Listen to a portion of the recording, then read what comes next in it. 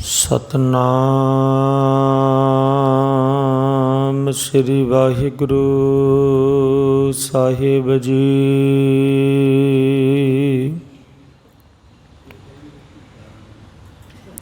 तान दीवान तू है मेरा स्वामी,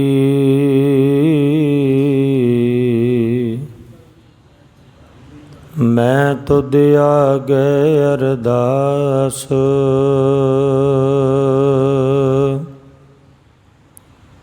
मैं होर थाओ नाही जिस पै करो बेनंती, मेरा दुख सुख तुझ ही पास।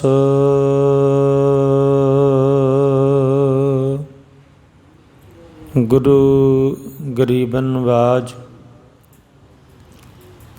गुरु की साजी और नवाजी गुरु प्यारी साध संगत जीओ,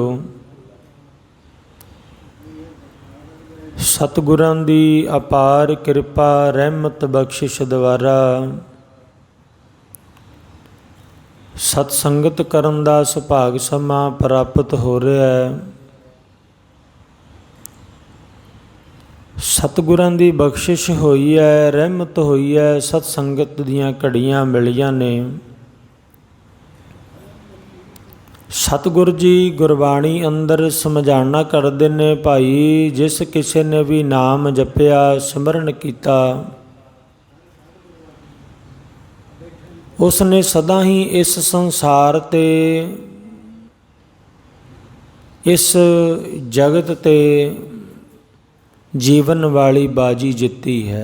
क्योंकि आपां इस संसार ते आए हाँ ते राजा साहब जी भगवान बिलास अंदर समझाना करते ने, भाई ये जिहड़ा मन है ना, ये मन है, ये है ते अपना है, पर ये वजीर बन के विरोधियों दे नाल खड़ जाता है, अपने खिलाफ हो जाता है। ये जिहड़ा मन है ना अपना, धन धन राजा साहब जी महाराज समझाना करते हैं, जिहड़ा ये अपना मन है, ये है तो अपना मन, पर ये जदों लोड़ पैंदी है नाल नहीं खड़दा, ये समा ते जाके विरोधियों दे नाल खड़ जाता है। विरोधी किहड़े ने? काम क्रोध लोभ मोह हंकार।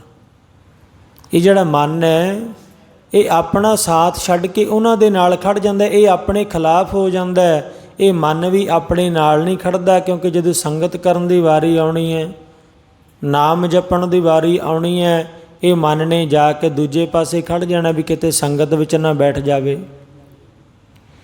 ये मन चाहुंदा है कि ये जिहड़ा इंसान संसार ते आया है ना, क्योंकि पंज जिहड़े ये वकार ने, काम क्रोध लोभ मोह हंकार, ये चाहुंदे ने कि जिहड़ा इंसान जिंदगी वाली बाजी खेडण आया, संसार ते जगत ते आया, ये बाजी किते जित के ना चलिया जावे। इस करके मन नूं अपने नाल रला के उन्हां ये कोशिश करनी है भी जिहड़ा भी संसार ते आया है बाजी हार के जावे। ये राजा साहब जी प्यारे समझाना करते ने भगवान बिलास अंदर, कि जिहड़ा भी इंसान इस जगत ते इस संसार ते आया है वो सदा बाजी हार के जावे। पर राजा साहब जी महाराज समझाना करते ने कि प्यारिया, ये पंज चोर ते नाल इन्हां दे मन वजीर बन के खड़िया होया है। फिर इन्हां तो जित प्राप्त करने वास्ते की करना पैना? एक पासे भारी फौज है, ये काम क्रोध लोभ मोह हंकार, ये वैरियां दे हाथी बन के घोड़े बन के अपने ते हमला कर रहे ने। ये जिहड़ा मन है ये उन्हां दा वजीर बन के खड़ गया है। फिर राजा साहब कहंदे इस तरह ते आपां बाजी हार जावांगे, क्योंकि सारे खिलाफ ने। तो फिर इन्हां तो जितण वास्ते की करना है? राजा साहब कहंदे संगत विच बैठो, संगत विच बैठ के ज्ञान रूपी वजीर नूं इकट्ठा करो। अपना ज्ञान रूपी वजीर इन्ना बलवान हो जावे, इन्ना आपां नूं ज्ञान हो जावे कि ये जिहड़ा मन है ये भी सामने हार जावे। ये जिहड़े पंज विकार ने इन्हां नूं आपां हराना है संगत करके, नाम जप के, क्योंकि ये संगत दीयां घड़ियां ये अपने नाल खड़नगियां। इस करके राजा साहब जी फरमान करदे ने, प्यारिया जे जिंदगी वाली बाजी जितनी है तो पंजां वकारां नाल ते मन नाल लड़ना पैना। क्योंकि मन ऐसा है प्यारे, जदों किसी घोड़े ते सवारी करनी होंदी है ना, ਜਦੋਂ कोई नवा घोड़ा तैयार किया जाता है, ਉਹਦੇ ਤੇ सवारी करनी होंदी है, तो प्यारे वो घोड़ सवार ਨੂੰ पता है भी ਇਹਦੇ ਤੇ सवारी करनी कितनी औखी है।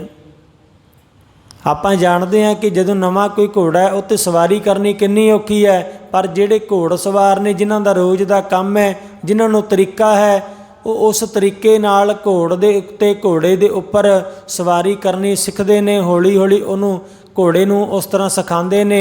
ਫਿਰ ਜਦੋਂ ਹੌਲੀ ਹੌਲੀ ਘੋੜੇ ਦੇ ਨਾਲ ਲੜਨਾ ਪੈਂਦਾ ਹੈ, ਘੋੜੇ ਨੂੰ ਆਪਣੇ ਵੱਸ ਵਿੱਚ ਕਰਨਾ ਪੈਂਦਾ ਹੈ, ਅਤੇ ਜਦੋਂ ਪਿਆਰੇ ਘੋੜ ਸਵਾਰ ਹੋਣ ਲੱਗ ਜਾਣ, ਫਿਰ ਉਹੀ ਘੋੜਾ ਜਿਹੜਾ ਆਪਣੇ ਉੱਪਰ ਕਿਸੇ ਨੂੰ ਬੈਠਣ ਨਹੀਂ ਸੀ ਦਿੰਦਾ, ਫਿਰ ਜਿਵੇਂ ਮਰਜ਼ੀ ਕੋਈ ਉਹਦੇ ਉੱਪਰ ਬੈਠਿਆ ਰਹੇ, ਫਿਰ ਘੋੜੇ ਨੂੰ ਆਦਤ ਬਣ ਜਾਂਦੀ ਹੈ। ਇਸੇ ਤਰ੍ਹਾਂ ਰਾਜਾ ਸਾਹਿਬ ਕਹਿੰਦੇ ਇਹ ਮਨ ਹੈ ਆਪਣਾ, ਇਹ ਮਨ ਹੈ ਘੋੜੇ ਦੀ ਤਰ੍ਹਾਂ ਹੈ, ਸੰਗਤ ਵਿੱਚ ਨਹੀਂ ਬਹਿੰਦਾ, ਨਾਮ ਨਹੀਂ ਜਪਦਾ, ਚੰਗੇ ਕਰਮ ਨਹੀਂ ਕਰਦਾ। ਇਸੇ ਤਰ੍ਹਾਂ ਆਪਣਾ ਮਨ ਹੈ ਜੋ ਮਾੜੇ ਵਿਕਾਰ ਕਰਦਾ ਹੈ। ਜੇ ਇਹਨੂੰ ਘੋੜੇ ਤਰ੍ਹਾਂ ਤਿਆਰ ਕੀਤਾ ਜਾਵੇ, ਜ਼ਰੂਰ ਸ਼ੁਰੂ ਵਿੱਚ ਆਪਾਂ ਨੂੰ ਤੰਗੀ ਜ਼ਰੂਰ ਹੋਵੇਗੀ, ਜਿਵੇਂ ਘੋੜੇ ਨੂੰ ਤਿਆਰ ਕਰਨ ਵਾਸਤੇ ਤੰਗੀ ਹੈ। ਜਦੋਂ ਇਸ ਮਨ ਨੂੰ ਘੋੜੇ ਵਾਂਗੂ ਤਿਆਰ ਕਰ ਲਿਆ, ਇਹਨੂੰ ਵਾਰ-ਵਾਰ ਸੰਗਤ ਵਿੱਚ ਬੈਠਣ ਵਾਸਤੇ ਆਪਾਂ ਧੱਕਾ ਕਰਾਂਗੇ, ਵਾਰ-ਵਾਰ ਪ੍ਰੇਰਿਤ ਕਰਾਂਗੇ, ਮਾੜੇ ਕੰਮ ਕਰਨ ਲੱਗਿਆਂ ਇਸ ਮਨ ਨੂੰ ਰੋਕਾਂਗੇ, ਫਿਰ ਇਹ ਮਨ ਆਪਣਾ ਜਿਹੜਾ ਘੋੜਾ ਮਨ ਹੈ ਨਾ, ਇਹ ਆਪਣੇ ਵੱਸ ਵਿੱਚ ਹੋ ਜਾਏਗਾ। ਫਿਰ ਜਿੱਥੇ ਮਰਜ਼ੀ ਬਿਠਾ ਲਓ। ਜੇ ਮਨ ਨੂੰ ਕਹਿ ਤਾ ਨਾ ਵੀ ਸੰਗਤ ਸਾਰਾ ਦਿਨ ਨਹੀਂ ਕਰਨੀ ਹੈ, ਤੇ ਮਨ ਫਿਰ ਹਿੱਲਣਾ ਨਹੀਂ। ਜੇ ਮਨ ਨੂੰ ਕਹਿ ਤਾ ਭਾਈ ਮਾੜਾ ਕਰਮ ਨਹੀਂ ਕਰਨਾ, ਮਾੜੇ ਪਾਸੇ ਨਹੀਂ ਜਾਣਾ, ਤੇ ਮਨ ਨੇ ਨਹੀਂ ਜਾਣਾ ਮਾੜੇ ਪਾਸੇ। ਇਹ ਰਾਜਾ ਸਾਹਿਬ ਸਮਝਾਉਣਾ ਕਰ ਰਹੇ ਨੇ, ਭਾਈ ਇਹ ਮਨ ਐਸਾ ਹੈ ਘੋੜੇ ਦੀ ਤਰ੍ਹਾਂ, ਜਦੋਂ ਵੱਸ ਵਿੱਚ ਹੋ ਗਿਆ ਤੇ ਫਿਰ ਤੁਹਾਡਾ ਹੀ ਹੈ। ਇਸ ਕਰਕੇ ਮਨ ਦੇ ਨਾਲ ਲੜਾਈ ਲੜਨੀ ਹੈ, ਪੰਜਾਂ ਵਕਾਰਾਂ ਨਾਲ ਲੜਾਈ ਲੜਨੀ ਹੈ। ਅੱਜ ਕੋਈ ਜੰਗਾਂ ਲੜਨ ਦੀ ਲੋੜ ਨਹੀਂ, ਬੰਦ ਕਟਾਉਣ ਦੀ ਲੋੜ ਨਹੀਂ, ਖੋਪੜ ਲਹਾਉਣ ਦੀ ਲੋੜ ਨਹੀਂ। ਜੇ ਅੱਜ ਲੋੜ ਹੈ ਤੇ ਇਹਨਾਂ ਪੰਜਾਂ ਚੋਰਾਂ ਨਾਲ ਲੜਨਾ, ਇਹਨਾਂ ਤੋਂ ਜਿੱਤਣਾ। ਤੇ ਕਿਰਪਾ ਕਰ ਰਹੇ ਨੇ ਧੰਨ ਧੰਨ ਸ੍ਰੀ ਨਾਭ ਕਮਲ ਰਾਜਾ ਸਾਹਿਬ ਮਹਾਰਾਜ, ਬਖਸ਼ਿਸ਼ ਕਰ ਰਹੇ ਨੇ, ਅੱਜ ਵੀ ਸੰਗਤਾਂ ਨੂੰ ਤਾਰ ਰਹੇ ਨੇ। ਧੰਨ ਧੰਨ ਸ੍ਰੀ ਅਵਧੂਤ ਸਾਹਿਬ ਮਹਾਰਾਜ ਅੱਜ ਵੀ ਸੰਗਤਾਂ ਨੂੰ ਤਾਰ ਰਹੇ ਨੇ। ਆਪਾਂ ਜਾਣਦੇ ਹਾਂ ਜਦੋਂ ਜਨਵਰੀ ਮਹੀਨੇ ਵਿੱਚ ਧੰਨ ਧੰਨ ਸ੍ਰੀ ਅਵਧੂਤ ਸਾਹਿਬ ਮਹਾਰਾਜ ਜੀ ਦੀ ਬਰਸੀ ਮਨਾਈ ਜਾਂਦੀ ਹੈ, ਅਤੇ ਸਭ ਤੋਂ ਜ਼ਿਆਦਾ ਸ੍ਰੀ ਅਖੰਡ ਪਾਠ ਸਾਹਿਬ ਇੰਗਲੈਂਡ UK ਦੀਆਂ ਸੰਗਤਾਂ ਵੱਲੋਂ, ਕਿਉਂਕਿ ਉੱਥੇ ਧੰਨ ਧੰਨ ਸ੍ਰੀ ਅਵਧੂਤ ਸਾਹਿਬ ਮਹਾਰਾਜ ਜੀ ਨੇ ਸਰੀਰ ਛੱਡਿਆ, ਅਤੇ ਸੰਗਤਾਂ ਦਾ ਧੰਨ ਧੰਨ ਸ੍ਰੀ ਅਵਧੂਤ ਸਾਹਿਬ ਮਹਾਰਾਜ ਨਾਲ ਇੰਨਾ ਕੁ ਪਿਆਰ ਬਣਿਆ ਸੀ ਜਿਵੇਂ ਪਰਿਵਾਰ ਦੇ ਮੈਂਬਰ ਨੇ। ਇਸ ਤਰ੍ਹਾਂ ਪਿਆਰ ਸੀ, ਐਵੇਂ ਸੰਗਤਾਂ ਨੂੰ ਤਾਰਦੇ ਸੀ, ਅਤੇ ਅੱਜ ਵੀ ਤਾਰ ਰਹੇ ਨੇ ਪਿਆਰੇ। ਸੰਗਤਾਂ ਅਰਦਾਸਾਂ ਬੇਨਤੀਆਂ ਕਰਦੀਆਂ ਨੇ, ਅਤੇ ਰਾਜਾ ਸਾਹਿਬ ਜੀ ਅੱਜ ਵੀ ਉਹਨਾਂ ਦੀਆਂ ਅਰਦਾਸਾਂ ਬੇਨਤੀਆਂ ਸੁਣਦੇ ਨੇ। ਧੰਨ ਧੰਨ ਸ੍ਰੀ ਅਵਧੂਤ ਸਾਹਿਬ ਮਹਾਰਾਜ ਅੱਜ ਵੀ ਕਿਰਪਾ ਕਰਦੇ ਨੇ। ਧੰਨ ਧੰਨ ਸ੍ਰੀ ਅਵਧੂਤ ਸਾਹਿਬ ਮਹਾਰਾਜ ਜੀ ਦਾ UK ਵਿੱਚ ਗੁਰਦੁਆਰਾ ਸਾਹਿਬ ਬਣਾਇਆ ਗਿਆ ਪਿਆਰਿਓ, ਇਹਨਾਂ ਦੇ ਨਾਮ 'ਤੇ। ਵਿਦੇਸ਼ਾਂ ਵਿੱਚ ਵੀ ਅੱਜ ਵੀ ਸੰਗਤਾਂ ਨੂੰ ਤਾਰੇ ਨੇ, ਅਤੇ ਕਿਰਪਾ ਹੋਈ, ਰਹਿਮਤ ਹੋਈ, ਆਪਾਂ ਨੂੰ ਵੀ ਸੰਗਤ ਕਰਨ ਦੀਆਂ ਘੜੀਆਂ ਪ੍ਰਾਪਤ ਹੋਈਆਂ। ਸੰਗਤਾਂ ਵੱਲੋਂ ਹੁਕਮ ਹੋਇਆ ਕਿ ਆਪਣੇ ਪਿੰਡ ਰਹਿਪੇ ਦੀ ਜੋ ਸਾਖੀ ਹੈ, ਜਦੋਂ ਧੰਨ ਧੰਨ ਸ੍ਰੀ ਨਾਭ ਕਮਲ ਰਾਜਾ ਸਾਹਿਬ ਮਹਾਰਾਜ ਇੱਥੇ ਆਪਣੇ ਨਗਰ ਆਏ, ਉਹ ਸੰਗਤਾਂ ਨਾਲ ਸਾਂਝ ਪਾਈ ਜਾਵੇ। ਅਤੇ ਆਪ ਸਰਬੱਤ ਸੰਗਤਾਂ ਜਾਣਦੇ ਹੋ, ਕਿਉਂਕਿ ਬਾਬਾ ਗੁਰਬਖਸ਼ ਸਿੰਘ ਜੀ ਜਿਨ੍ਹਾਂ ਨੇ ਆਪਣੀ ਜ਼ਿੰਦਗੀ ਵਿੱਚੋਂ ਕੀਮਤੀ ਸਮਾਂ ਕੱਢ ਕੇ ਨੂਰੀ ਕਿਰਨਾਂ ਦੀ ਰਚਨਾ ਕੀਤੀ ਹੈ, ਕਿਉਂਕਿ ਆਉਣ ਵਾਲੀਆਂ ਪੀੜ੍ਹੀਆਂ ਨੂੰ, ਬੱਚਿਆਂ ਨੂੰ ਪਤਾ ਲੱਗ ਸਕੇ ਆਪਣੇ ਇਸ ਨਗਰ ਬਾਰੇ, ਧੰਨ ਧੰਨ ਸ਼੍ਰੀ ਨਾਭ ਕਮਲ ਰਾਜਾ ਸਾਹਿਬ ਜੀ ਦੇ ਬਾਰੇ ਸੰਗਤਾਂ ਪੜ੍ਹ ਸਕਣ। ਸੌਖਾ ਹੋ ਗਿਆ ਪਿਆਰਿਓ, ਸੰਗਤਾਂ ਪੜ੍ਹਦੀਆਂ ਨੇ ਨੂਰੀ ਕਿਰਨਾਂ, ਅਤੇ ਜਿਨ੍ਹਾਂ ਤੋਂ ਸੇਵਾ ਲੈਣੀ ਹੋਵੇ ਉਹ ਪਰਮਾਤਮਾ ਰੱਬ ਆਪ ਸੇਵਾ ਲੈਂਦੇ ਨੇ ਪਿਆਰਿਓ। ਰਾਜਾ ਸਾਹਿਬ ਨੇ ਕਿਰਪਾ ਕੀਤੀ ਅਤੇ ਬਾਬਾ ਗੁਰਬਖਸ਼ ਸਿੰਘ ਜੀ ਨੇ ਨੂਰੀ ਕਿਰਨਾਂ ਦੀ ਰਚਨਾ ਕੀਤੀ। ਅਤੇ ਜਦੋਂ ਧੰਨ ਧੰਨ ਸ੍ਰੀ ਨਾਭ ਕਮਲ ਰਾਜਾ ਸਾਹਿਬ ਮਹਾਰਾਜ, ਆਪਾਂ ਜਾਣਦੇ ਹਾਂ ਕਿ ਪਿੰਡ ਬੱਲੋਵਾਲ ਨਾਨਕੇ ਪਿੰਡ ਜਨਮ ਧਾਰਿਆ, ਆ ਕੇ ਸੰਗਤਾਂ ਨੂੰ ਤਾਰਨਾ ਕੀਤਾ, ਅਤੇ ਥੋੜ੍ਹੀ ਉਮਰ ਵੱਡੀ ਹੋਈ, ਅਤੇ ਬਚਪਨ ਵਿੱਚ ਹੀ ਸ਼ੁਰੂ ਤੋਂ ਹੀ ਰਾਜਾ ਸਾਹਿਬ ਜੀ ਮਹਾਰਾਜ ਉਸ ਪਰਮਾਤਮਾ ਨਾਲ, ਹਰੀ ਨਾਲ ਜੁੜੇ ਨੇ, ਉਸ ਪਰਮਾਤਮਾ ਦਾ ਜਸ ਗਾਇਨ ਕਰਦੇ ਨੇ। ਛੋਟੀ ਉਮਰ ਵਿੱਚ ਹੀ ਸੰਗਤਾਂ ਨੂੰ ਨਾਲ ਜੋੜ ਕੇ ਬੈਠ ਜਾਣਾ ਅਤੇ ਨਾਲੇ ਆਪ ਜਪਣਾ, ਨਾਲੇ ਸੰਗਤਾਂ ਨੂੰ ਜਪਾਉਣਾ। ਅਤੇ ਧੰਨ ਧੰਨ ਸ਼੍ਰੀ ਨਾਭ ਕਮਲ ਰਾਜਾ ਸਾਹਿਬ ਜੀ ਮਹਾਰਾਜ ਛੋਟੀ ਉਮਰ ਹੈ ਅਤੇ ਆਪਣੇ ਪਿੰਡ ਰਹਿਪਾ ਵਿਖੇ, ਜੋ ਪਿੰਡ ਦੇ ਵਿਚਕਾਰ ਧੰਨ ਧੰਨ ਬਾਬਾ ਬੁੱਲ੍ਹਣ ਸ਼ਾਹ ਜੀ ਦਾ ਅਸਥਾਨ ਹੈ, ਉਸ ਸਥਾਨ 'ਤੇ ਆ ਕੇ ਛੋਟੀ ਉਮਰ ਵਿੱਚ ਹੀ ਰਾਜਾ ਸਾਹਿਬ ਜੀ ਮਹਾਰਾਜ ਉਸ ਸਥਾਨ 'ਤੇ ਬੈਠੇ ਹੋਏ ਨੇ, ਭਗਤੀ ਵਿੱਚ ਲੀਨ ਨੇ, ਉਸ ਪ੍ਰਭੂ ਨਾਲ ਗੱਲਾਂ ਕਰ ਰਹੇ ਨੇ। ਅਤੇ ਪਿੰਡ ਰਹਿਪਾ ਦੀਆਂ ਸੰਗਤਾਂ ਵੇਖਦੀਆਂ ਨੇ ਵੀ ਛੋਟੀ ਜੀ ਉਮਰ ਵਿੱਚ ਕੋਈ ਸਾਧੂ ਪਿੰਡ ਵਿੱਚ ਆਇਆ ਹੈ। ਉਮਰ ਬੜੀ ਛੋਟੀ ਹੈ, ਛੋਟਾ ਜਿਹਾ ਸਾਧੂ ਹੈ, ਇੰਨੇ ਸੋਹਣੇ ਨੈਣ ਨਕਸ਼, ਇੰਨਾ ਸੋਹਣਾ ਚਿਹਰਾ, ਅਤੇ ਇੰਨੀ ਛੋਟੀ ਉਮਰ ਵਿੱਚ ਕੋਈ ਸਾਧੂ ਦੇ ਦਰਸ਼ਨ ਹੋ ਰਹੇ ਨੇ, ਸੰਗਤਾਂ ਵੇਖ ਰਹੀਆਂ ਨੇ ਪਿਆਰਿਓ। ਅਤੇ ਰਾਜਾ ਸਾਹਿਬ ਜੀ ਬਿਲਕੁਲ ਅਡੋਲ ਬੈਠੇ ਨੇ, ਪਰਮਾਤਮਾ ਨਾਲ ਗੱਲਾਂ ਕਰ ਰਹੇ ਨੇ। ਅਤੇ ਪਿੰਡ ਦੇ ਵਿੱਚ ਰੌਲਾ ਪੈ ਗਿਆ, ਕਹਿੰਦੇ ਵੀ ਕੋਈ ਸਾਧੂ ਹੈ ਛੋਟੀ ਉਮਰ ਦਾ ਅਤੇ ਆਪਣੇ ਪਿੰਡ ਬਾਬਾ ਬੁੱਲ੍ਹਣ ਸਾਹਿਬ ਦੇ ਸਥਾਨ 'ਤੇ ਆ ਕੇ ਬੈਠਿਆ ਹੋਇਆ। ਕਾਫੀ ਸਮਾਂ ਬੀਤ ਗਿਆ ਪਿਆਰਿਓ ਬੈਠਿਆਂ ਨੂੰ, ਨਾ ਕੁਛ ਖਾ ਰਹੇ ਨੇ ਨਾ ਪੀ ਰਹੇ ਨੇ, ਸਿਰਫ ਪਰਮਾਤਮਾ ਦੀ ਭਜਨ ਬੰਦਗੀ ਕਰ ਰਹੇ ਨੇ। ਅਤੇ ਕਿਸੇ ਨੇ ਆ ਕੇ ਬਾਬਾ ਸੁਰਮੁਖ ਸਿੰਘ ਨੂੰ ਦੱਸਿਆ, ਕਹਿੰਦੇ ਭਾਈ ਕੋਈ ਛੋਟੀ ਉਮਰ ਦਾ ਸਾਧੂ ਆਪਣੇ ਪਿੰਡ ਵਿੱਚ ਪਹੁੰਚਿਆ ਹੋਇਆ। ਅਤੇ ਬਾਬਾ ਸੁਰਮੁਖ ਸਿੰਘ ਜੀ, ਉਹਨਾਂ ਦੇ ਪਿਤਾ ਜੀ ਸਭ ਤੋਂ ਪਹਿਲਾਂ ਹੀ ਸੰਗਤ ਕਰਨ ਵਾਲੇ ਸਨ। ਜੇ ਕੋਈ ਵੀ ਸਾਧੂ ਪਿੰਡ ਵਿੱਚ ਆਉਣਾ, ਕੋਈ ਸੰਗਤ ਕਰਨੀ, ਸਾਧੂਆਂ ਦੀ ਸੇਵਾ ਕਰਨਾ ਉਹਨਾਂ ਆਪਣਾ ਮੇਨ ਕਰਮ ਸਮਝਣਾ।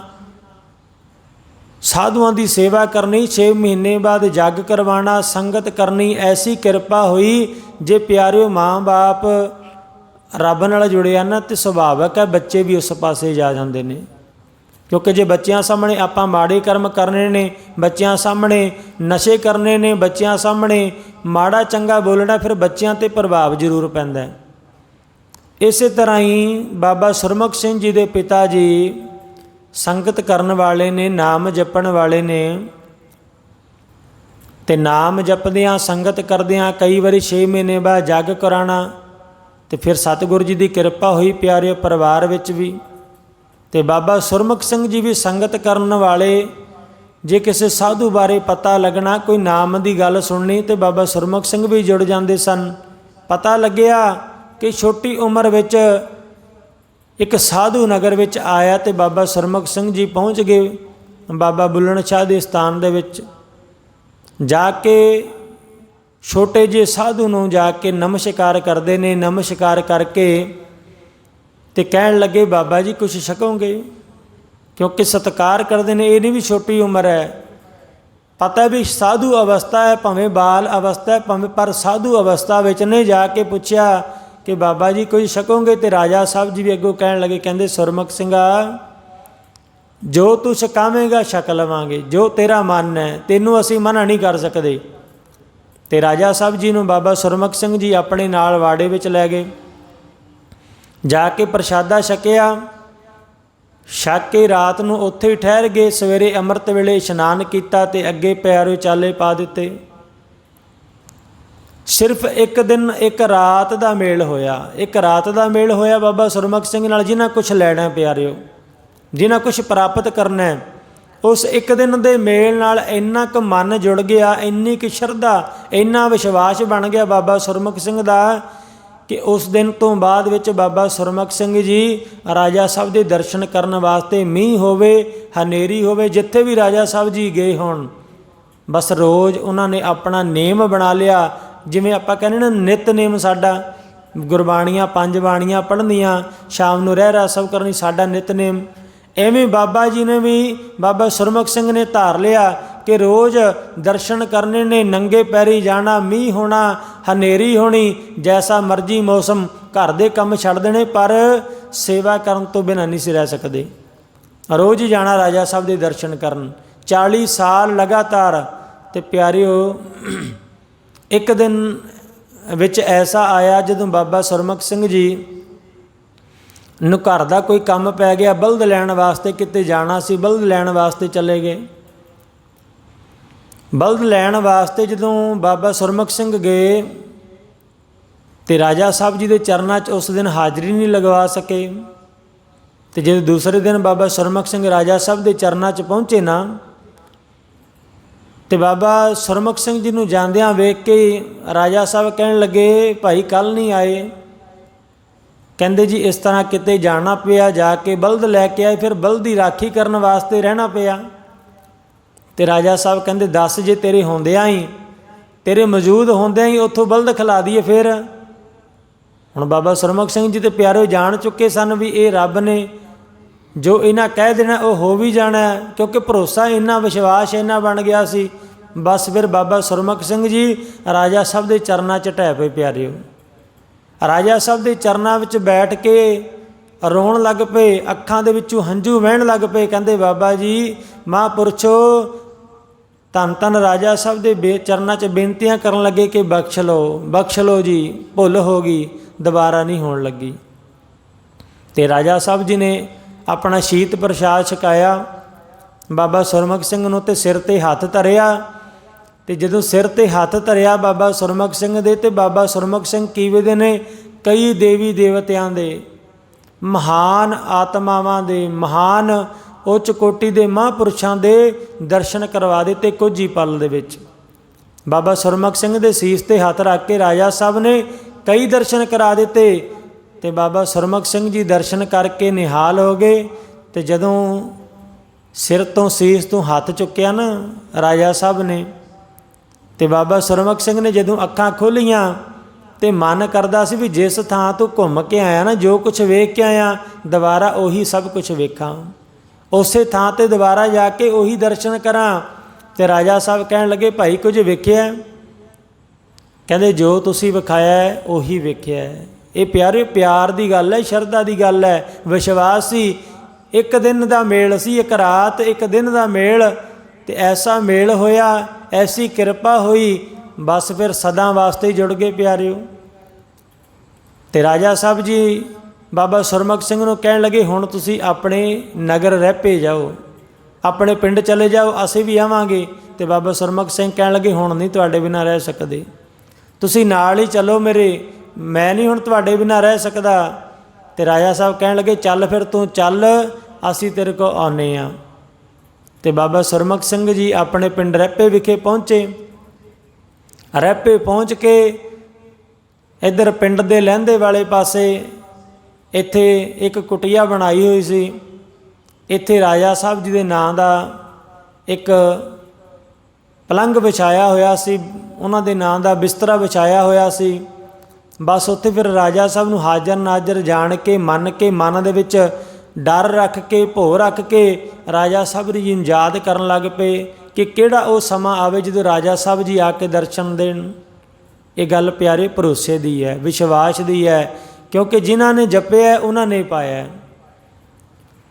ਜੇ ਕਿਤੇ ਬਾਬਾ ਸੁਰਮੁਖ ਸਿੰਘ ਨੇ ਸੇਵਾ ਕੀਤੀ ਹੈ ਤੇ ਅੱਜ ਵੀ ਉਹਨਾਂ ਦਾ ਪਰਿਵਾਰ ਜੁੜਿਆ ਹੋਇਆ ਹੈ, ਅੱਜ ਵੀ ਬਾਬਾ ਸੁਰਮੁਖ ਸਿੰਘ ਦਾ ਪਰਿਵਾਰ ਜੁੜਿਆ ਹੋਇਆ ਹੈ। ਜੇ ਰਹਿਪੇ ਦੀ ਸੰਗਤ ਨੇ ਸੇਵਾ ਕੀਤੀ ਹੈ ਤੇ ਰਹਿਪੇ ਦੀ ਸੰਗਤ ਜਿਨ੍ਹਾਂ ਨੇ ਸੇਵਾ ਕੀਤੀ ਅੱਜ ਵੀ ਰਾਜਾ ਸਾਹਿਬ ਦੀ ਬਖਸ਼ਿਸ਼ ਹੈ। ਤੇ ਜਿਹੜੇ ਪਿਆਰੇ ਮਾੜਾ ਚੰਗਾ ਬੋਲਣ ਵਾਲੇ ਸੀ ਉਹ ਕਈ ਖਾਲੀ ਰਹਿ ਗਏ। ਇਸ ਕਰਕੇ ਜਦੋਂ ਵੀ ਭਰੋਸਾ ਬਣ ਗਿਆ, ਵਿਸ਼ਵਾਸ ਬਣ ਗਿਆ, ਫਿਰ ਇਸ ਦਰ 'ਤੇ ਕਿਸੇ ਚੀਜ਼ ਦੀ ਕਮੀ ਨਹੀਂ। ਬਸ ਗੱਲ ਭਰੋਸੇ ਤੇ ਵਿਸ਼ਵਾਸ 'ਤੇ ਆ ਕੇ ਰੁਕ ਜਾਣੀ ਹੈ। ਅਰਦਾਸਾਂ ਕਰ ਲਈਏ, ਪਾਠੀ ਸਿੰਘ ਤੋਂ ਅਰਦਾਸਾਂ ਕਰਵਾ ਲਈਏ, ਚਾਹੇ ਆਪ ਕਰ ਲਈਏ, ਪਰ ਜਦੋਂ ਤੱਕ ਆਪਣੇ ਮਾੜੇ ਕਰਮ ਨੇ ਨਾ ਪਿਆਰਿਓ, ਉਦੋਂ ਤੱਕ ਨਹੀਂ ਗੱਲ ਬਣਨੀ। ਆਪਣੇ ਕਰਮ ਸਿੱਧੇ ਕਰਨੇ ਪੈਣੇ ਨੇ। ਜੇ ਆਪਣੇ ਲੇਖ ਸਿੱਧੇ ਨੇ, ਕਰਮ ਸਿੱਧੇ ਨੇ, ਤੇ ਫਿਰ ਸਭ ਕੁਝ ਮਿਲ ਜਾਣਾ, ਮੰਗਣ ਦੀ ਲੋੜ ਨਹੀਂ ਪੈਣੀ। ਜੇ ਪਿਆਰਿਓ ਇੱਥੇ ਆ ਕੇ ਵੀ ਬੋਲ ਕੇ ਦੱਸਣਾ ਪਿਆ, ਜੇ ਇੱਥੇ ਆ ਕੇ ਵੀ ਬੋਲ ਕੇ ਦੱਸਣਾ ਪਿਆ, ਫਿਰ ਲੋਕਾਂ ਵਿੱਚ ਤੇ ਰੱਬ ਵਿੱਚ ਕੀ ਫਰਕ ਹੈ? ਲੋਕਾਂ ਨੂੰ ਵੀ ਜਾ ਕੇ ਦੁੱਖ ਬੋਲ ਕੇ ਦੱਸਣਾ ਪੈਂਦਾ। ਜੇ ਇਸ ਸਥਾਨ 'ਤੇ ਵੀ ਆ ਕੇ ਦੱਸਣਾ ਪਿਆ, ਫਿਰ ਪਿਆਰੇ ਲੋਕਾਂ ਵਿੱਚ ਰੱਬ ਵਿੱਚ ਕੋਈ ਫਰਕ ਹੈ? ਇਸ ਕਰਕੇ ਇਸ ਸਥਾਨ 'ਤੇ ਆ ਕੇ ਦੱਸਣ ਦੀ ਲੋੜ ਨਹੀਂ। ਰਾਜਾ ਸਾਹਿਬ ਨੂੰ ਆ ਕੇ ਇਹ ਨਾ ਕਹੋ ਕਿ ਰਾਜਾ ਸਾਹਿਬ ਜੀ ਸਾਡਾ ਦੁੱਖ ਬੜਾ ਵੱਡਾ ਹੈ, ਸਾਡੇ ਵੀਜ਼ੇ ਨਹੀਂ ਲੱਗ ਰਹੇ, ਸਾਡੇ ਪਰਿਵਾਰ ਵਿੱਚ ਕਸ਼ਟ ਨੇ, ਸਾਨੂੰ ਦੁੱਖ ਨੇ। ਰਾਜਾ ਸਾਹਿਬ ਨੂੰ ਆ ਕੇ ਇਹ ਨਾ ਦੱਸੋ ਕਿ ਸਾਡੇ ਦੁੱਖ ਵੱਡੇ ਨੇ। ਆਪਣੇ ਦੁੱਖਾਂ ਨੂੰ ਦੱਸੋ ਵੀ ਸਾਡਾ ਰੱਬ ਕਿੰਨਾ ਵੱਡਾ ਹੈ, ਜਿਸ ਰਾਜਾ ਸਾਹਿਬ ਨੂੰ ਅਸੀਂ ਮੰਨਦੇ ਹਾਂ ਉਹ ਕਿੰਨੇ ਵੱਡੇ ਨੇ। ਆਪਣੇ ਦੁੱਖਾਂ ਨੂੰ ਦੱਸਿਆ ਕਰੋ ਕਿ ਸਾਡਾ ਰਾਜਾ ਸਾਹਿਬ ਕਿੰਨਾ ਵੱਡਾ ਹੈ। ਰਾਜਾ ਸਾਹਿਬ ਨੂੰ ਆ ਕੇ ਦੱਸਣ ਦੀ ਲੋੜ ਨਹੀਂ ਵੀ ਦੁੱਖਾਂ ਬਾਰੇ ਵੀ ਸਾਡੇ ਦੁੱਖ ਕਿੰਨੇ ਵੱਡੇ ਨੇ। ਇਸ ਕਰਕੇ ਪਿਆਰਿਓ ਭਰੋਸਾ ਬਣਾਓ, ਵਿਸ਼ਵਾਸ ਬਣਾਓ। ਜਿਹੜੇ ਵਿਸ਼ਵਾਸ ਬਣਾ ਕੇ ਰੱਖਦੇ ਨੇ ਨਾ ਪਿਆਰਿਓ, ਅੱਜ ਵੀ ਸਤਿਗੁਰੂ ਜੀ ਕਿਰਪਾ ਕਰਦੇ ਨੇ। ਕੈਨੇਡਾ ਦੀ ਸੰਗਤ ਹੈ ਪਿਆਰਿਓ, ਇੰਨਾ ਭਰੋਸਾ ਬਣਿਆ, ਇੰਨਾ ਵਿਸ਼ਵਾਸ ਬਣਿਆ, ਲੰਗਰਾਂ ਦੀ ਸੇਵਾ ਕਰ ਰਹੇ ਨੇ। ਉਹਨਾਂ ਵੱਲੋਂ ਹੁਕਮ ਹੋਇਆ ਕਥਾ ਦੀ ਆਪਾਂ ਸੇਵਾ ਆਰੰਭ ਕੀਤੀ ਹੋਈ ਹੈ। ਇਹ ਬਾਹਰ ਫੁੱਲਾਂ ਦੀ ਬੂਟਿਆਂ ਦੀ ਸੇਵਾ ਕਰ ਰਿਹਾ ਹੈ ਪਰਿਵਾਰ। ਇਹ ਸਿਰਫ ਕੈਨੇਡਾ ਦੀ ਸੰਗਤ ਵੱਲੋਂ ਪਿਆਰੇ ਪ੍ਰਵਾਹ ਚਲਾਏ ਜਾ ਰਹੇ ਸੀ। ਤੇ ਹੁਣ ਐਸੀ ਕਿਰਪਾ ਹੋਈ ਰਾਜਾ ਸਾਹਿਬ ਦੀ, ਸਾਰੀਆਂ ਸੰਗਤਾਂ ਜੁੜਦੀਆਂ ਜਾ ਰਹੀਆਂ ਨੇ। ਯੂਕੇ ਦੀ ਸੰਗਤ, ਆਸਟ੍ਰੇਲੀਆ ਤੋਂ ਸਾਰੀਆਂ ਸੰਗਤਾਂ ਪਿਆਰੇ ਪਿਆਰ ਦੇ ਰਹੀਆਂ ਨੇ, ਕਿਉਂਕਿ ਉਹ ਜਾਣਦੀਆਂ ਰਾਜਾ ਸਾਹਿਬ ਜੀ ਦੇ ਦਰ ਤੋਂ ਜੋ ਮੰਗਣਾ ਉਹ ਮਿਲਣਾ ਜ਼ਰੂਰ। ਜੋ ਇਸ ਦਰ 'ਤੇ ਧਾਰ ਲਿਆ ਨਾ ਮਨ ਵਿੱਚ, ਉਹ ਮਿਲਣਾ ਜ਼ਰੂਰ ਹੈ। ਇਸ ਕਰਕੇ ਪਿਆਰੇ ਭਰੋਸਾ ਬਣਾ ਕੇ ਰੱਖੋ, ਵਿਸ਼ਵਾਸ ਬਣਾ ਕੇ ਰੱਖੋ। ਕਿਸੇ ਆਂਢ ਗੁਆਂਢ ਤੋਂ ਡਰਨ ਦੀ ਲੋੜ ਨਹੀਂ, ਕਿਉਂਕਿ ਜਿੱਥੇ ਰੱਬ ਖੜ ਗਿਆ ਉੱਥੇ ਆਂਢ ਗੁਆਂਢ ਨੇ ਕੰਮ ਨਹੀਂ ਕਰਨਾ। ਜਿੱਥੇ ਰੱਬ ਨੇ ਆਪ ਆ ਕੇ ਆਪਣੀ ਸਹਾਇਤਾ ਕਰਨੀ ਹੈ, ਉੱਥੇ ਕੋਈ ਭੈਣ ਭਰਾ ਕੰਮ ਨਹੀਂ ਆ ਸਕਦਾ। ਕਿਉਂਕਿ ਗੁਰੂ ਦੀ ਬਾਣੀ ਕਹਿੰਦੀ ਹੈ ਕਿ ਜਿੱਥੇ ਕਿਤੇ ਤੇਰਾ ਭੈਣ ਭਰਾ ਸਾਕ ਸੰਬੰਧੀ ਤੇਰਾ ਸਾਥ ਨਾ ਦੇਵੇ, ਉੱਥੇ ਸਿਰਫ ਨਾਮ ਨੇ, ਇਹ ਸਿਮਰਨ ਨੇ ਜਾ ਕੇ ਸਾਥ ਦੇਣਾ। ਜਹ ਮਾਤ ਪਿਤਾ ਸੁਤ ਮੀਤ ਨਾ ਭਾਈ, ਮਨ ਊਹਾ ਨਾਮ ਤੇਰਾ ਸੰਗ ਸਹਾਈ। ਉੱਥੇ ਰੱਬ ਦੇ ਇਹ ਨਾਮ ਨੇ ਸਹਾਇਤਾ ਕਰਨੀ ਹੈ। ਇਹ ਸੰਗਤ ਵਿੱਚ ਬੈਠੇ ਆ ਨਾ, ਭਾਵੇਂ ਥੋੜ੍ਹੇ ਸਰੀਰ ਜੁੜੇ ਆ, ਸੰਗਤ ਵਿੱਚ ਹਾਜ਼ਰੀਆਂ ਲੱਗ ਰਹੀਆਂ ਨੇ ਨਾ, ਇਹ ਪਿਆਰੇ ਇਹਨੇ ਸਾਥ ਦੇਣਾ। ਜਦੋਂ ਕਿਤੇ ਔਕੜ ਆਉਣੀ ਹੈ, ਮਾੜਾ ਸਮਾਂ ਆਉਣਾ ਹੈ, ਜਦੋਂ ਕਿਤੇ ਸਰੀਰ ਨੇ ਹੱਥਾਂ ਪੈਰਾਂ ਨੇ ਕੰਮ ਕਰਨਾ ਛੱਡ ਦੇਣਾ ਨਾ, ਤੇ ਮੰਜੇ 'ਤੇ ਤੜਫਣ ਦੀ ਟਾਈਮ ਆਉਣਾ ਹੈ, ਫਿਰ ਇਹ ਨਾਮ ਨੇ ਆਪਾਂ ਨੂੰ ਬਚਾਉਣਾ ਹੈ। ਜਿਹੜਾ ਆਪਾਂ ਤੜਫ ਤੜਫ ਕੇ ਮਰਨਾ, ਕਿਉਂਕਿ ਸਤਿਗੁਰੂ ਦੀ ਬਾਣੀ ਕਹਿੰਦੀ ਕਿਆ ਜਾਣਾ ਕਿਵੇਂ ਮਰਾਂਗੇ, ਕੈਸਾ ਮਰਨਾ ਹੋਏ। ਤੇ ਨਾਲ ਹੀ ਪਾਤਸ਼ਾਹ ਕਹਿੰਦੇ ਜੇਕਰ ਸਾਹਿਬ ਮਨੋਂ ਨਾ ਵਿਸਰਤ ਤਾਂ ਸਹਿਲਾ ਮਰਨਾ ਹੋਏ। ਮਰਨਾ ਵੀ ਸੌਖਾ ਹੋ ਜਾਂਦਾ ਪਿਆਰਿਓ, ਕਿਉਂਕਿ ਨਰਕ ਤੇ ਸਵਰਗ ਇੱਥੇ ਭੁਗਤਣਾ ਪੈ ਜਾਂਦਾ ਕਈ ਵਾਰੀ, ਐਸੇ ਕਰਮ ਆਪਾਂ ਬੀਜ ਲੈਂਦੇ ਹਾਂ। ਇਸ ਕਰਕੇ ਕੋਸ਼ਿਸ਼ ਕਰਿਆ ਕਰੋ ਪਿਆਰਿਓ ਕਿ ਘੜੀਆਂ ਦੇ ਵਿੱਚੋਂ ਕੁਝ ਕੁ ਪਲ, ਕੁਝ ਘੜੀਆਂ ਕੱਢ ਕੇ ਸੰਗਤ ਵਿੱਚ ਬੈਠਿਆ ਕਰੋ। ਰਾਜਾ ਸਾਹਿਬ ਜੀ ਸਭ ਦੇ ਵੱਲ ਵੇਖ ਰਹੇ ਨੇ, ਕਿਹੜੀ ਭਾਵਨਾ ਹੈ, ਕਿਹੜੀ ਸ਼ਰਧਾ ਨਾਲ ਬੈਠੇ ਆ, ਸਭ ਪਤਾ ਹੈ। ਆਪਾਂ ਇੱਕ ਦੂਜੀ ਤੋਂ ਲੁਕੋ ਲਾਂਗੇ, ਪਰ ਰਾਜਾ ਸਾਹਿਬ ਜੀ ਸਭ ਜਾਣਦੇ ਨੇ। ਇਸ ਕਰਕੇ ਪਿਆਰੇ ਕੋਸ਼ਿਸ਼ ਕਰਿਆ ਕਰੋ ਰੋਜ਼ ਰਾਜਾ ਸਾਹਿਬ ਦੇ ਚਰਨਾਂ 'ਚ ਹਾਜ਼ਰੀਆਂ ਭਰਨ ਦੀ, ਕਿਉਂਕਿ ਜਿੰਨਾ ਵੱਡਾ ਨਗਰ ਹੈ, ਇਲਾਕਾ ਹੈ, ਉਸ ਹਿਸਾਬ ਨਾਲ ਇਸ ਦਰਬਾਰ ਸਾਹਿਬ ਦੇ ਵਿੱਚ ਸੰਗਤ ਦਾ ਪੂਰਾ ਹੜ੍ਹ ਆਉਣਾ ਚਾਹੀਦਾ। ਐਸੀ ਕਿਰਪਾ ਹੋਵੇ, ਕਿਉਂਕਿ ਅੰਮ੍ਰਿਤ ਵੇਲੇ ਪਿਆਰੋ ਟਾਈਮ ਸਾਰਿਆਂ ਕੋਲ ਹੁੰਦਾ ਹੈ। ਇਸ ਕਰਕੇ ਕੋਸ਼ਿਸ਼ ਕਰਿਆ ਕਰੋ ਕਿ 5 ਵਜੇ ਠੀਕ ਪਹੁੰਚ ਜਾਇਆ ਕਰੋ। 5:30 ਵਜੇ ਸਮਾਪਤੀ ਆ ਪਿਆਰਿਓ। ਸੰਗਤਾਂ ਨੂੰ ਵਾਰ-ਵਾਰ ਤਾਂ ਦੱਸਣਾ ਪੈਂਦਾ, ਕਿਉਂਕਿ ਇੰਨੀ ਕੁ ਕਲਿੱਪ ਕੱਟ ਕੇ ਫਿਰ ਆਪਾਂ ਸੰਗਤ ਨੂੰ ਭੇਜ ਦਈਦਾ ਤਾਂ ਜੋ ਕਿ ਪਤਾ ਲੱਗ ਜਾਵੇ। ਬਾਕੀ ਪਿਆਰਿਓ ਸਭ ਦੀ ਆਪਣੀ ਮਰਜ਼ੀ ਹੈ, ਸਭ ਦਾ ਆਪਣਾ ਮਨ ਹੈ। ਜੇ ਕਿਸੇ ਨੇ ਆਉਣਾ ਹੈ ਤੇ ਫਾਇਦਾ ਉਹਨੂੰ ਹੋਣਾ, ਜਿਹਨੇ ਨਹੀਂ ਆਉਣਾ ਤੇ ਉਹਦੀ ਮਰਜ਼ੀ ਹੈ ਪਿਆਰਿਓ। ਇਸ ਕਰਕੇ ਕੋਸ਼ਿਸ਼ ਜ਼ਰੂਰ ਕਰਿਆ ਕਰੋ ਕਿ ਸੰਗਤ ਵਿੱਚ ਬੈਠ ਕੇ ਕੁਝ ਘੜੀਆਂ ਆਪਾਂ ਸਫਲ ਕਰ ਸਕੀਏ। ਆਓ ਪਿਆਰਿਓ ਇੰਨੀਆਂ ਕੁ ਹਾਜ਼ਰੀਆਂ ਪ੍ਰਵਾਨ ਕਰਨੀਆਂ। ਸੋ ਬੋਲਦਿਆਂ ਕੋਲੋਂ ਕਈ ਤਰ੍ਹਾਂ ਦੀਆਂ ਭੁੱਲਾਂ ਚੁੱਕਾਂ ਗਲਤੀਆਂ ਹੋ ਜਾਂਦੀਆਂ ਨੇ ਪਿਆਰਿਓ। ਸਤਿਗੁਰੂ ਜੀ ਬਖਸ਼ਣਹਾਰ ਨੇ, ਜਿਸ ਦੇ ਦਰ 'ਤੇ ਆਪਾਂ ਬੈਠੇ ਹਾਂ ਇੱਥੇ ਪਿਆਰਿਓ ਬਖਸ਼ਦੇ ਆ ਰਹੇ ਨੇ। ਆਪਾਂ ਕੱਲ੍ਹ ਸਰਵਣ ਕੀਤਾ ਨਾ ਕਿ ਮੋਤੀ ਸਿੰਘ ਨੂੰ ਰਾਜਾ ਸਾਹਿਬ ਨੇ ਬਖਸ਼ਿਆ। ਜੇ ਮਾੜਾ ਕਰਮ ਕੀਤਾ ਸੀ, ਵਿਸ਼ਵਾਸਘਾਤ ਕੀਤਾ ਸੀ, ਤੇ ਰਾਜਾ ਸਾਹਿਬ ਦੇ ਚਰਨਾਂ 'ਚ ਜਾ ਕੇ ਢਹਿ ਪਿਆ ਕਿ ਬਖਸ਼ ਲਓ, ਤੇ ਰਾਜਾ ਸਾਹਿਬ ਨੇ ਬਖਸ਼ ਕੇ ਫਿਰ ਉਹਨੂੰ ਆਪਣੀ ਛਾਤੀ ਨਾਲ ਲਾ ਲਿਆ ਸੀ। ਇਸ ਕਰਕੇ ਪਿਆਰਿਓ ਕੋਸ਼ਿਸ਼ ਕਰਿਆ ਕਰੋ, ਚਰਨਾਂ 'ਚ ਬੇਨਤੀ ਕਰਿਆ ਕਰੋ ਕਿ ਬਖਸ਼ ਲਓ। ਇਸ ਕਰਕੇ ਇਹ ਬਖਸ਼ ਦਿੰਦੇ ਨੇ। ਆਓ ਪਿਆਰਿਓ ਇੰਨੀਆਂ ਕੁ ਹਾਜ਼ਰੀਆਂ ਪ੍ਰਵਾਨ ਕਰਨੀਆਂ। ਸਤਿਗੁਰੂ ਜੀ ਕਿਰਪਾ ਕਰਨ। ਜਿਹੜੀਆਂ ਸੰਗਤਾਂ ਵੀ ਪਹੁੰਚ ਰਹੀਆਂ ਨੇ, ਹਾਜ਼ਰੀ ਭਰ ਰਹੀਆਂ ਨੇ, ਰਾਜਾ ਸਾਹਿਬ ਦੇ ਚਰਨਾਂ 'ਚ ਇਹੀ ਬੇਨਤੀ ਹੈ ਕਿ ਜਿਹੜੀਆਂ ਸੰਗਤਾਂ ਵੀ ਬੈਠ ਰਹੀਆਂ ਨੇ ਆ ਕੇ, ਜਿਹੜੀਆਂ ਸੰਗਤਾਂ ਮਨ ਕਰਕੇ ਕਥਾ ਵਿਚਾਰ ਸਰਵਣ ਕਰ ਰਹੀਆਂ ਨੇ, ਰਾਜਾ ਸਾਹਿਬ ਕਿਰਪਾ ਕਰਨ, ਉਹਨਾਂ ਦੇ ਪਰਿਵਾਰਾਂ ਨੂੰ ਸੁੱਖ ਸ਼ਾਂਤੀਆਂ ਬਖਸ਼ਣ। ਸੋ ਦੇਹ ਰੋਗਤਾ ਤੰਦਰੁਸਤੀਆਂ ਬਖਸ਼ਿਸ਼ ਕਰਕੇ ਆਪਣੇ ਚਰਨਾਂ ਦੀਆਂ ਹਾਜ਼ਰੀਆਂ ਭਰਾਉਂਦੇ ਰਹਿਣ। ਇਤਨੀਆਂ ਕੁ ਪਿਆਰਿਓ ਹਾਜ਼ਰੀਆਂ ਪ੍ਰਵਾਨ ਕਰਨੀਆਂ। ਵਾਹਿਗੁਰੂ ਜੀ ਕਾ ਖਾਲਸਾ, ਵਾਹਿਗੁਰੂ ਜੀ ਕੀ ਫਤਿਹ।